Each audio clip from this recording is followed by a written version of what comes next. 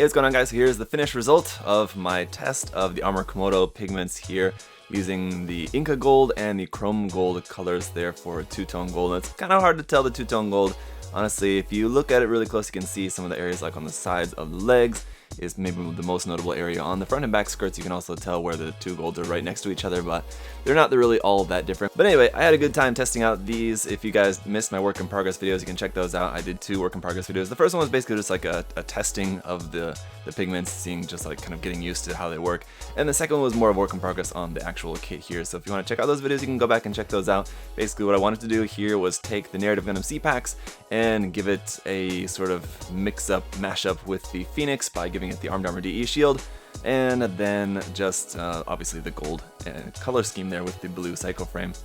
The blue cycle frame I was also a little bit hesitant about when I painted that. I thought it came out maybe a little bit too bright blue. Now that it's all put together on the kit, I think it came out looking alright. It doesn't quite have like the effect of if it were like actual clear blue plastic or maybe done in some other different way. I don't know. It is what it is. Anyway, this is how it came out.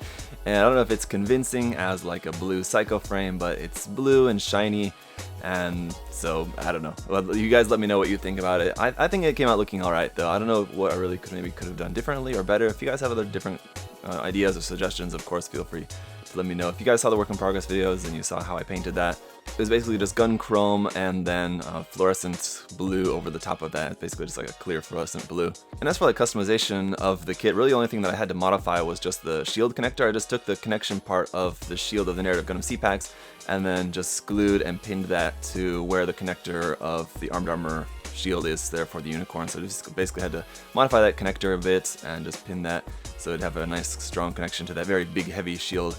And that was pretty much it. Otherwise, it's just kind of your normal prep work for painting. So one thing that I did want to talk about in this video as well too, which I didn't really talk too much about in the last video, so sorry about that. Some people were asking some more questions, kind of more about the product, and I just didn't really talk about the products, I guess, all that well. So basically, these are products from Armor Komodo North America. It's just to clarify, the Armor Komodo branch there for them. I'll put the link to their Facebook page there down below where you guys can go and check out some more about the products, and you can ask questions to them directly just via their Facebook page if you're wondering some more information about them.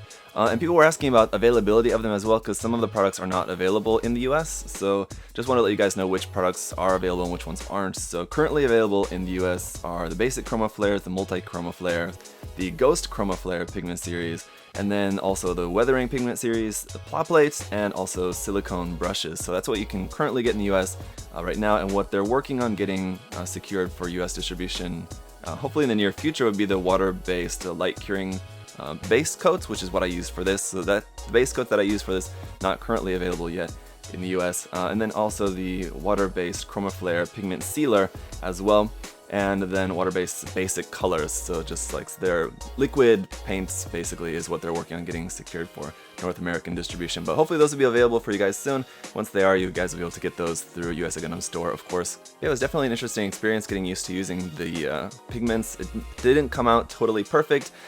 This was basically my first time using them, so I think it came out overall pretty good, but definitely a lot of just stuff to learn, things to just kind of get used to. Basically the hardest part to get used to was just the drying time.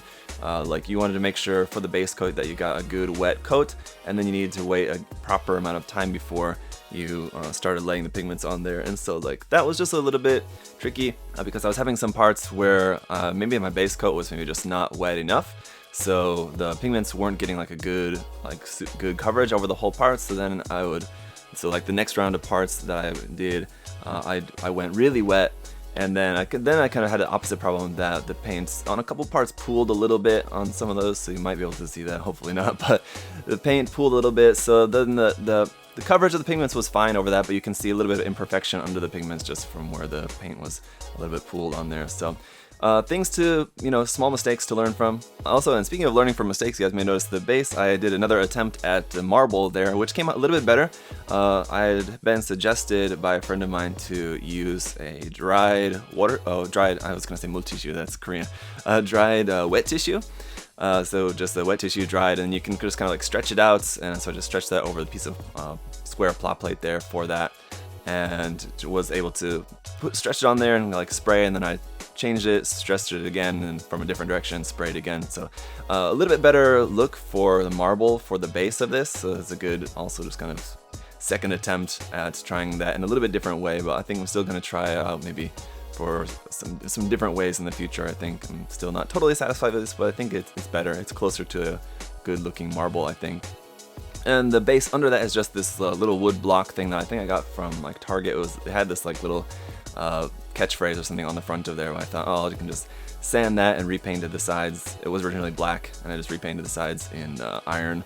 And then it's just a piece of plot plate that I painted that just set over the top of that. And then just a rod of 4mm plastic rod going up there into the kit, so it's not actually metal. This time I just used a plastic rod, which I wasn't sure if it was going to work, which is why I used 4mm instead of 3mm. So the hole on the underside of the kit I had to drill out to make that a little bit larger. The basic hole for an action base on these kits is 3mm, so I had to make it a little bit larger to fit the 4mm plastic pipe there. It seems to be holding up pretty well. It's not wiggling too much. I am running into a little bit of weight issues here with the legs kind of sagging down. They're supposed to be out a little bit wider, but they keep wanting to sag down a little bit. That's just weight issues with the kit. Once all of the painting and pigments and all that was done, just kind of the last few things I did was just a little bit of detail painting, threw on some decals on there. Basically, most of the decals are just on the non-gold parts. There's only a couple of decals on the gold parts. On the front of the shield, and then the little one on the front of the chest there, which is the same one as what's on the front of the shield.